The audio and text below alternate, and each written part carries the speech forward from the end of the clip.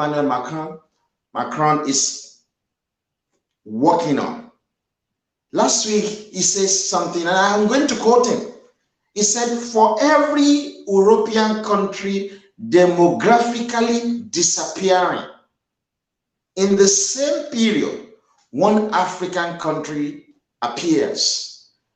For those of you who may not get that simple quote, what the president of France is saying is that people from African country are trooping down to France to take their land.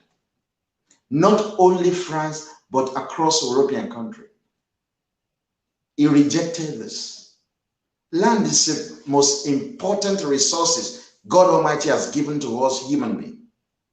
He rejected it. Let me repeat that quote for you again so you get it. For every European demographically disappearing, in the same period, one African country appears. This is a clear statement that they will control immigration the more. So many of us who are pure Yoruba blood, not like Obasanjo, who is not pure Yoruba blood, not people like Tunde Bakare, not people like Akere Dolu, the governor of Ondo State, not people like Seyi Makinde, not these people, not somebody like Ganiyu Adamu, who call himself Gani Adams, a Nupe citizen, not someone like Aregbesola, who is an Igbira man. And these guys are not even proud to say to the world that we are not Yoruba. They are not proud because they want to destroy you, pure Yoruba blood. Look at this, I give you a scenario.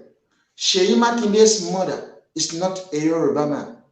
It's not a Yoruba woman. Seyi Makinde, the governor of Oyo State. His mother is not a Yoruba woman. His wife is an Ijaw woman. How do you expect that man to protect and safeguard the interest and welfare of the Yoruba nation as governor of Oyo State? We made a terrible mistake electing that guy. Akere Dolu's mother is an Ijaw woman. Akere Dolu married an Igbo. How do you want Akere Dolu to protect the interests of the Yoruba nation? Do you see the Yoruba Libra condemning these two non-Yoruba?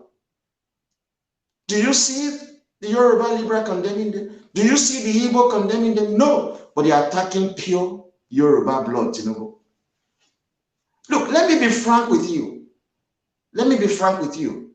If you are a half Yoruba, you will have divided loyalty. You won't be trusted. Look at what the British people and British press did to Prince William's or Prince Harry's wife. Because she's half Caucasian, half black, they chased her out of England. She first ran to Canada to live there. Then they wouldn't allow her to live there. She then moved to America. The British press don't like her because she's half white, half black. And they don't like Prince Harry marrying her.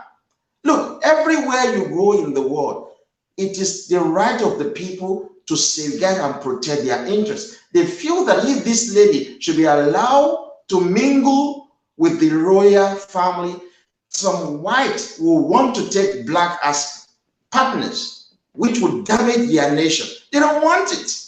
It is true. Half Yoruba have divided loyalty. That was why Akere Dolu, a sitting governor of Ondo State, whose benefactor is Tinubu, Nnamdi Kanu released an audio. The audio will be submitted to the judge. It's not part of our defense in court. I have to tell you, because we're going to call for the arrest of Nnamdi Kanu anyway. But I'm going to say to the judge in court in January that he's a terrorist. He should be arrested, but it's not in England. It's in Singapore. You understand what we're saying? Akere Dolu, a half Yoruba, half Ijaw, married to an Igbo woman, is benefactor Tinubu. Tinubu's property was destroyed by Igbo in Lagos on the instruction of Nnamdi Kanu. But the stupid Akere Dolu governor, he couldn't respond to Nnamdi Kanu audio where he called for the killing of Tinubu, for the killing of Governor Sanwo-Olu, for the destruction of Tinubu's business interests across Lagos. This stupid governor from Ondo State, he didn't say anything.